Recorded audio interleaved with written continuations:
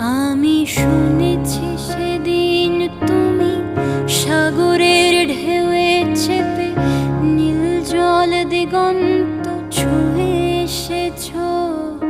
আমি শুনেছি সেদিন তুমি নোনা বালি তীর ধরে বহুদূর বহুদূর হেঁটে এসেছ।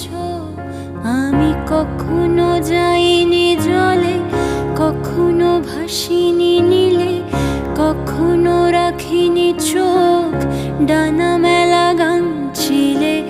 আবার যেদিন তুমি সমুদ্র স্নানে যাবে, আমাকেও সাথে নিয়ে